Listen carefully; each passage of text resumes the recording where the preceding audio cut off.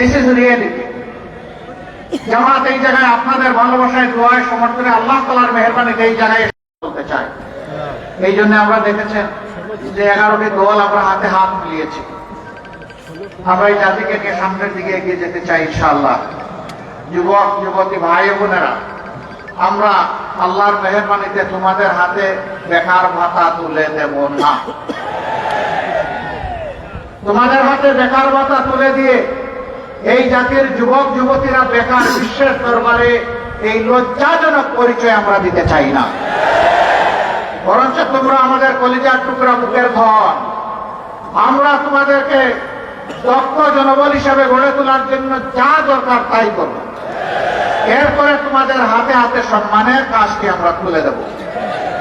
তখন তোমরা হবে গর্বিত নাগরিক, বুক ফুলিয়ে বলবে, আমিও বাংলাদেশের উন্নয়নে অবদান রেখে চলেছি, আমি বাংলাদেশের একজন দক্ষ লোক। আমরা সেই দক্ষতা এবং প্রাপ্যতার ভিত্তিতে কাজ হাতে তুলে দিতে চাই। আমরা চাই না আমাদের পটেনশিয়াল একজন যুবক কিংবা যুবতী তারা দেশ গড়ার কাজ থেকে বঞ্চিত হোক। আমরা সবাইকে সম্পৃক্ত করতে চাই।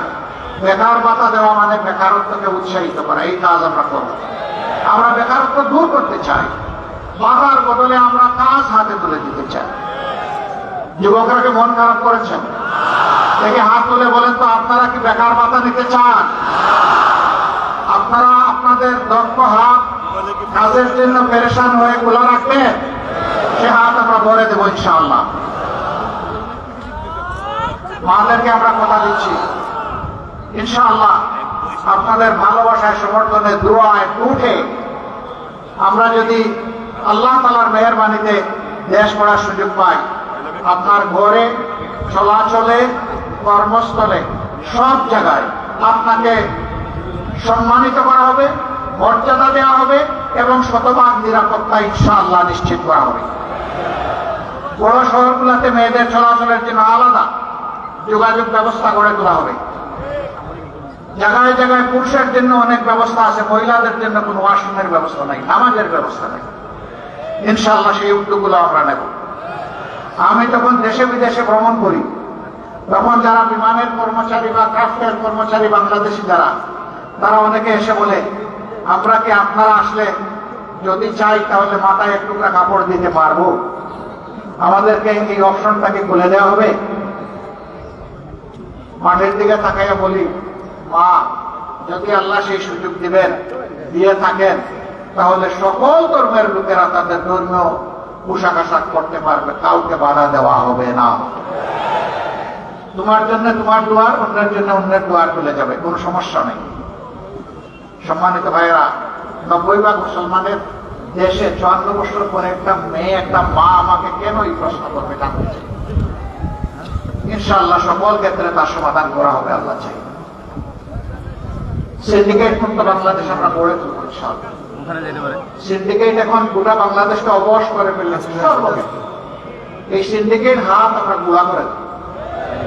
চাঁদাবাজি করা লাগবে না, ওদেরকেও বুকে টেনে নিয়ে ওদের হাতেও কাজ তুলে দেবো ইনশাআল্লাহ।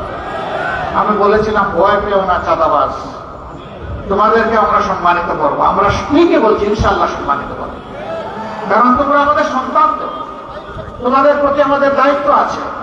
এই দায়িত্ব আমরা উপেক্ষা অগ্রাহ্য করতে পারি না।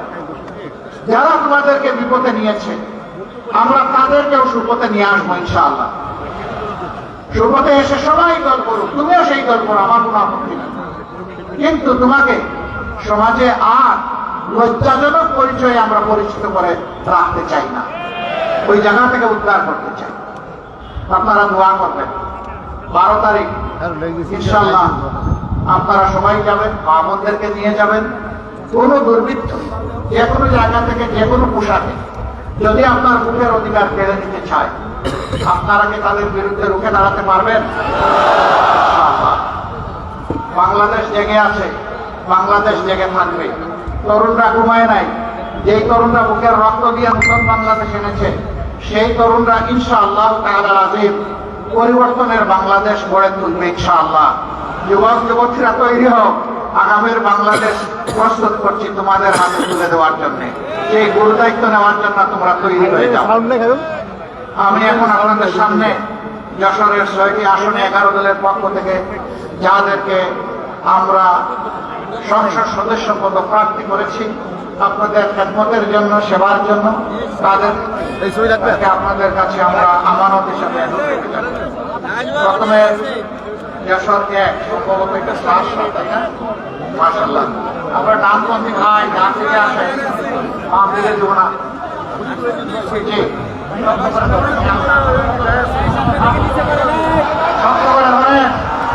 আপনারা ইসলামের প্রতীক দাঁড়িপাল্লা দেখতে পাচ্ছেন। যশোর 1 আসনে বিশিষ্ট আলেমে দ্বীন, বিশিষ্ট রাজনীতিবিদ, সংগঠক, সমাজসেবক জনাব মৌলানা আজিজুর রহমান সাহেবের হাতে আমরা তুলে দিয়েছি। আপনারা কি দাঁড়িপাল্লার সাথে আছেন? মার্কা আছে, সরষে মার্কা, আরো জুড়ে ইনশাআল্লাহ 12 তারিখ। ধন্যবাদ আপনাদের সবাইকে।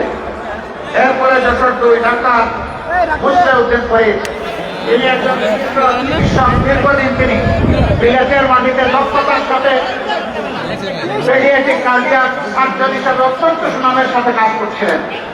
আমরা তাকে বলেছিলাম, বহু খেদমত করেছেন ব্রিটেনের, চলে আসুন এবার বাংলাদেশে, এখন আপনি সেবা করবেন বাংলাদেশিদেরকে। তিনি আমাদের ডাকে সাড়া দিয়ে তার নাগরিকত্ব পেলে ত্যাগ করে তিনি আপনাদের একজন হয়ে আজকে আপনাদের সামনে এসেছেন। আপনারা তাকে ইনশাআল্লাহ দাঁড়িপাল্লাতে বিজয়ী করবেন। মার্কা আছে রে ভাই, সরষে মার্কা, আরো জুড়ে 12 তারিখ যশোর 2-এ। মাশাআল্লাহ, ইনশাআল্লাহ, জাযাকাল্লাহ। এরপরে যশোর 3, উনি যশোর এমএম কলেজের সাবেক নির্বাচিত ছাত্র সংসদের উনি ছিলেন জিপি ভাই আব্দুল কাদের। তাকে বলেছিলেন মায়া লাগে, আলহামদুলিল্লাহ তার হাতেও আমরা দাঁড়িপাল্লা তুলে দিলাম। প্রতীকী 12 তারিখ ঘরে ঘরে জনে জনে বিজয় হবে ইনশাআল্লাহ, জাযাকাল্লাহ। এরপরে যশোর 4 সুনামধন্য যশোর জেলা শাখার সম্মানিত আমির এবং বিশিষ্ট শিক্ষাবিদ, সমাজসেবক, রাজনীতিবিদ জনাব অধ্যাপক গোলাম রসুল। তাকে আপনারা চিনেন? মায়া লাগে, সরষে প্রতীক, আরো জুড়ে ইনশাআল্লাহ 12 তারিখ বিজয় হবে ইনশাআল্লাহ, জাযাকাল্লাহ। এরপরে যশোর 5, এটা সম্ভবত মনিরামপুর। জি, বিশিষ্ট আইনজীবী, সমাজসেবক, রাজনীতিবিদ এবং চরম অন্ধকারের যুগেও তিনি উপজেলা চেয়ারম্যান হিসাবে প্রতিদ্বন্দ্বিতা করেছিলেন। তার বিজয় জোর করে ছিনিয়ে নেওয়া হয়েছিল। এবার কাউকে আর বিজয় ইনশাআল্লাহ আমরা চিন্তাই করতে দেব না। ইনসাফের প্রতীক দাঁড়িপাল্লা।